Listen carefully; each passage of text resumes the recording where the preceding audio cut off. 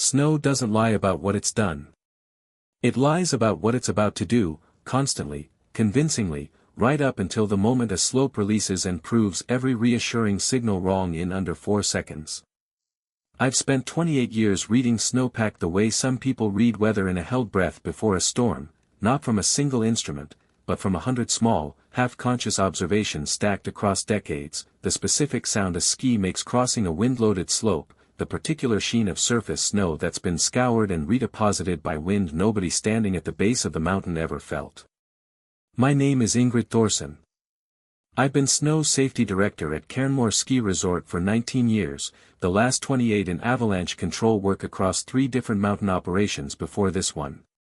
This is a story about the morning 2 different artificial intelligence systems, both built by capable people who genuinely believed in what they'd made, gave me contradictory answers about the same slope, and about my nephew, who built one of them, and the 4 seconds it took a wind slab to prove exactly how much resolution actually matters when you're deciding whether it's safe to open a mountain to the public. Cairnmore operated its own avalanche forecasting system, Snowpulse, a model I'd helped design and calibrate over nearly a decade, built on a dense network of snow depth sensors, weather stations, and wind monitors placed across the resort's own terrain at a resolution most regional avalanche centers couldn't afford to match, roughly 1 instrument cluster per 2 acres across our most avalanche-prone slopes, feeding continuous data into a model trained specifically on this mountain zone. Microclimate and terrain patterns across nearly a decade of accumulated observation. The Regional Avalanche Center, responsible for backcountry and inter-resort avalanche advisories across the entire mountain range, had spent the previous 2 years developing a considerably more ambitious system called CrestGuard, an AI model trained on a much broader dataset spanning satellite snow imagery, regional weather patterns, and historical avalanche records across dozens of peaks throughout the range, designed to generate consistent, standardized risk assessments across terrain that individual resorts often lacked the resources to instrument as densely as Cairnmore had. The project had been years in development by the time it reached full deployment, funded in part by a coalition of resorts and state transportation authorities who depended on consistent backcountry avalanche guidance for highway closure decisions across passes that saw no resort-level instrumentation at all, and I understood, even in my early skepticism toward it, exactly why the broader ambition mattered to people whose terrain wasn't lucky enough to have anything like Snowpulse watching over it. My sister's son, Elias Brandt, had joined the Regional Avalanche Center 3 years earlier, fresh out of a graduate program in atmospheric science, and had become CrestGuard's lead data scientist within 18 months, a rapid rise that filled our whole family with the specific, complicated pride you feel watching someone genuinely brilliant find exactly the right outlet for that brilliance, sooner than most people manage to find it. My mother, his grandmother, kept a printed news article about CrestGuard's launch taped to her refrigerator for the better part of a year, showing it to anyone who visited regardless of whether they'd asked. CrestGuard's drawing on regional patterns Snowpulse simply doesn't have visibility into, Aunt Ingrid, Elias told me, during a joint operations meeting the previous autumn, standing at the front of a conference room with a confidence that reminded me, uncomfortably, of my own at his age. Your system's excellent at what it does, but it's calibrated entirely to Cairnmore's own historical data. CrestGuard's seen avalanche cycles across 40 peaks. It catches regional patterns your localized model was never built to recognize. And Snowpulse catches exactly what happens on this specific slope, in this specific wind, because I've spent a decade putting sensors in the places I've personally watched snow do things a regional model, however broad, would never have the resolution to notice. Broader isn't automatically better, Elias. Sometimes it's just broader. Neither of us was entirely wrong, and I want to be honest that this disagreement, in the abstract, was a genuinely reasonable one within our profession. The tension between broad regional pattern recognition and hyperlocal instrumented precision is a real, ongoing conversation across avalanche forecasting as a discipline, not a simple case of one of us being right and the other being stubborn. I'd watched Elias grow up spending summers at our family cabin 2 ridgelines over from Cairnmore, trailing after me on hikes where I pointed out terrain features and explained, in the simplified language you use with a curious child, why snow behaved differently on one slope than another 20 feet away. Some part of that meeting, all these years later, felt like watching a very particular kind of homecoming. The nephew I'd taught to read a mountain now building a system meant to read 40 of them at once, at a scale I'd never had the resources or the ambition to attempt myself. I remember his mother, my younger sister Karen, calling me that same week, delighted and a little nervous, asking whether I thought Crestguard was going to make my own job at Cairnmore redundant. I told her, honestly, that I didn't think so, though I remember the specific hesitation in my own voice as I said it, a hesitation I didn't fully examine until months later, standing on a debris field trying to understand exactly how two good systems, built by two people who each knew what they were doing, had still managed to disagree in a way that put a stranger's life at risk. What neither of us anticipated was how directly and how soon that abstract tension would collide over one specific slope, on one specific morning, with actual skiers waiting at the top of a lift line for our answer.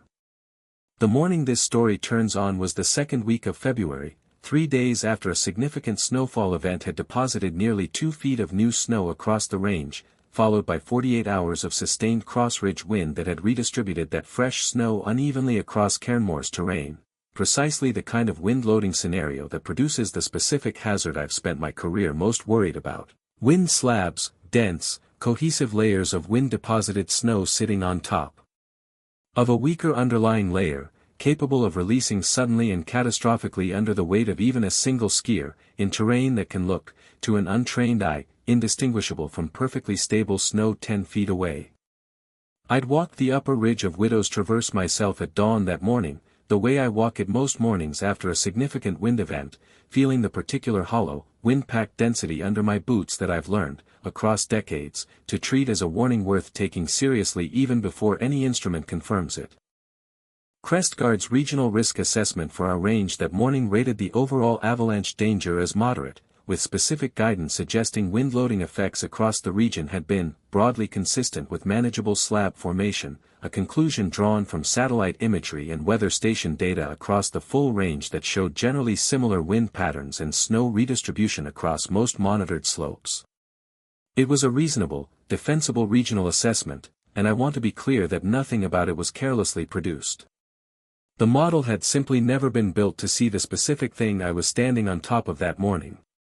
Snowpulse's assessment for one specific run at Cairnmore, Widow's Traverse, a popular advanced run along a north-facing ridge that funneled wind in a particular, localized pattern our own decade of instrumentation had documented extensively, flagged a considerably more elevated risk, driven by wind speed readings from our own on-slope anemometers showing sustained gusts nearly 40% higher than the regional average Crestguard's broader model had used, a localized wind acceleration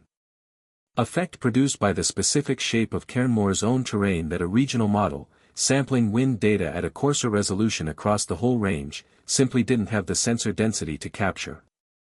I brought the discrepancy to our morning operations briefing, the way I brought every Snowpulse flag that disagreed with regional guidance, expecting the conversation to resolve the way it usually did, a review of both systems' underlying data, a professional judgment call, and a decision the whole team could stand behind.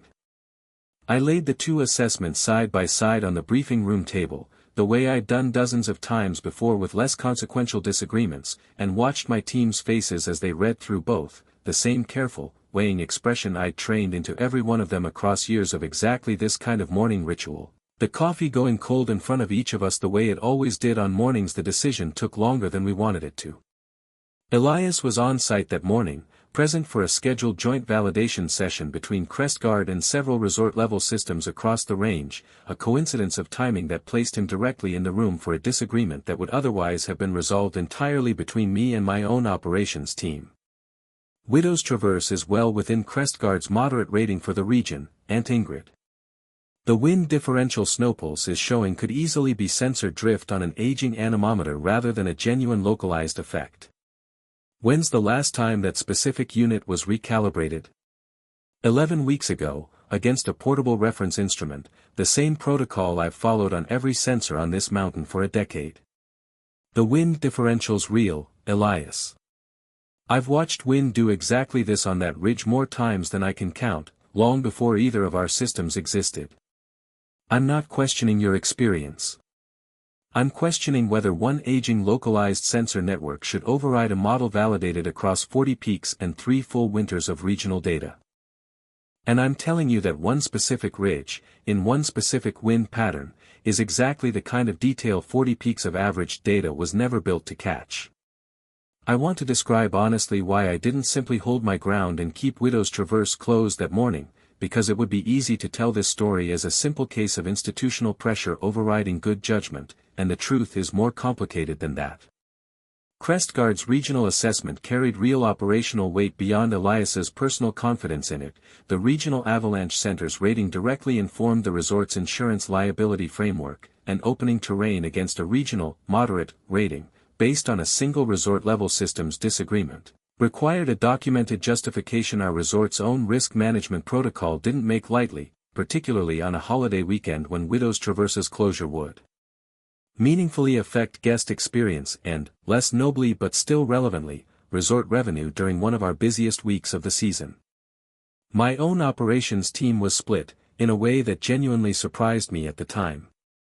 Two of my most experienced patrollers, both of whom had worked this mountain alongside me for over a decade, agreed with my read of the wind data without hesitation, one of them, a woman named Bridget who'd been with me for 11 seasons, saying flatly that she'd trust my nose over any model built by someone who hadn't yet spent a full decade on this specific ridge. A newer patroller, only 2 seasons in, pointed out, not unreasonably, that CrestGuard represented a substantial regional investment in exactly the kind of broader pattern recognition our own resort-level system might be too narrowly calibrated to fully trust against, and I remember watching her make that argument with a kind of earnest conviction that reminded me, uncomfortably, of my own certainty at her age about systems I'd since learned to hold with more nuance. We compromised, that morning, in a way I've turned over many times since with real discomfort about my own part in it. Widow's Traverse opened at 10 a.m., 2 hours later than our normal schedule, with an additional avalanche control route run by hand-thrown explosive charges across the most wind-loaded sections of the upper ridge, a mitigation measure I insisted on specifically because I hadn't fully resolved my own disagreement with Elias, even as I allowed operational and financial pressure to move the decision toward opening rather than the extended closure my own instinct was still quietly arguing for. I remember standing at the base of the lift that morning, watching the first skiers head up, and feeling a specific unease I didn't examine closely enough, telling myself it was simply the ordinary caution I carried into every opening decision rather than something more specific to that particular ridge. The wind slab released at 11:20 a.m., on a section of Widow's Traverse our morning control route had passed as stable, triggered by a skier crossing a transition zone between 2 ridge features where our hand charge mitigation hadn't extended, roughly 80 meters beyond the boundary our control team had assessed as the zone of highest concern. I was on the mountain myself that morning, close enough to the incident to reach the debris field within 4 minutes of the initial radio call, a response time that mattered enormously to what happened next. I remember the specific sound of the radio call itself, the particular controlled urgency in my patroller's voice that every professional in this field trains for in hopes never to actually need to produce, and the strange, dissociated clarity that settled over me as I clicked into my skis and dropped toward the debris field, some part of my mind already running through rescue protocol while another part was doing an entirely different kind of arithmetic about the decision I'd made 2 hours earlier. The skier, a 34-year-old visitor from out of state, was caught and carried approximately 60 meters downslope, partially buried under debris that our rescue dog team and probe line located and extracted within 11 minutes, a genuinely fast recovery by any professional standard, made possible by exactly the kind of rapid response protocol our team trains for constantly, and made necessary by a decision I've spent considerable time since believing I should have resisted more firmly than I did. He survived, with a fractured tibia and moderate hypothermia from partial burial, an outcome that could very easily have gone considerably worse under a slightly longer burial time or a slightly larger release, a fact I've sat with more than almost any other detail in this entire story. I visited him in the hospital 2 days later, before he was discharged, and he told me, without any bitterness I could detect, that he'd read the trail map's difficulty rating and trusted it the way any visitor reasonably trusts a resort's own posted assessment of its terrain, a trust I've thought about often since, because it's exactly the trust our entire profession exists to be worthy of, and exactly the trust I'd allowed operational pressure to complicate on one specific morning. Elias found me at the base lodge that evening, after the incident review had wrapped its initial assessment, and I want to describe the conversation honestly, because it wasn't a simple vindication for either of us. He looked, standing in that doorway, considerably younger than his 29 years, some of the confidence I'd watched him carry into every conversation that autumn visibly gone. The wind differential was real, he said, before I'd said anything at all. I pulled CrestGuard's raw regional wind data against your on-slope anemometer readings this afternoon. The regional model's sampling resolution missed a localized acceleration effect specific to Widow's Traverse's terrain shape entirely. It wasn't sensor drift.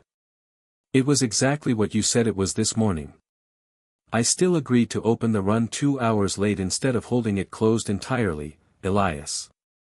That's not on CrestGuard, and it's not fully on you pushing back this morning either. That's a decision I made, weighing operational pressure against an instinct I hadn't fully resolved, and I own that. I pushed hard on a system I helped build, in a room where I outranked my own aunt's 28 years of reading that exact ridge, because I wanted CrestGuard to be right badly enough that I didn't sit with your wind data as carefully as I should have. We were both looking at real data, Elias, and both of us let the gap between what our systems could see decide something neither system alone was ever equipped to fully decide. Neither of us fully absolved the other in that conversation, and I don't think either of us should have. What we built together over the following months, working with both the resort's operations team and the regional avalanche center's engineering staff, was a formal protocol requiring any disagreement between resort-level and regional-level avalanche AI systems to trigger an automatic, mandatory extended closure pending direct human review of the specific underlying data driving the disagreement. Not a default toward either system's authority, but a structural acknowledgement that disagreement itself is information, deserving more weight than either of us gave it that February morning. CrestGuard has since been recalibrated to ingest resort-level sensor data directly, where available, rather than relying solely on its own broader regional sampling, a change Elias championed personally, using Widow's Traverse as the case study that finally justified the additional engineering investment required to let a regional model incorporate hyperlocal data without losing the broader pattern recognition that makes it valuable across terrain that doesn't have Cairnmore's decade of dedicated instrumentation.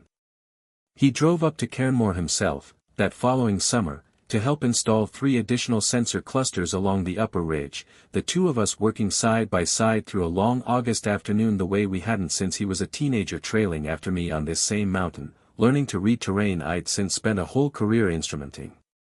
We didn't talk much about February that afternoon, not directly, though I think both of us understood it was sitting underneath everything we actually said, the way a wind slab sits underneath a slope that looks, from the surface, like nothing at all is wrong. I still calibrate Snowpulse sensors myself, every 11 weeks, the same protocol I've followed for a decade, though I no longer think of that hyperlocal precision as automatically superior to CrestGuard's broader view, the way some part of me quietly believed before that February morning taught me otherwise, in the most literal sense, about the limits of my own certainty. Both systems were right about something real that day.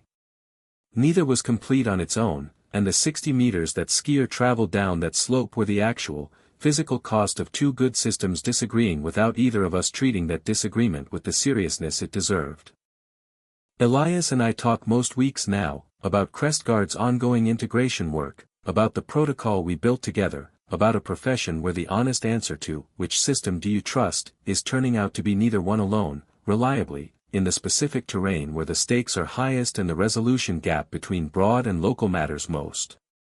He sent me, this past spring, an early draft of a technical paper documenting Widow's Traverse as a formal case study in multi-scale avalanche forecasting integration, my name listed as a co-author alongside his own, a gesture that meant more to me than I think he fully realized when he asked, almost shyly, whether I'd be willing to review the sections describing what Snowpulse's localized data had actually caught that CrestGuard's broader model had missed.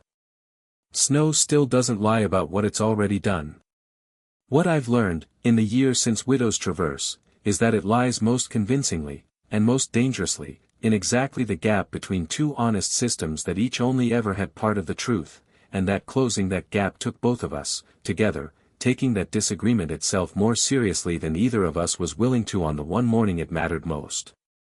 I still walk the upper ridge most mornings after a significant wind event, the same way I have for 19 years at Cairnmore, feeling for that particular hollow density under my boots, except now I carry both systems' assessments printed on the same page before I ever step outside, a small, deliberate habit that costs me nothing and reminds me, every single morning, exactly what it cost the one time I let two honest disagreements sit unresolved for 2 hours longer than they should have.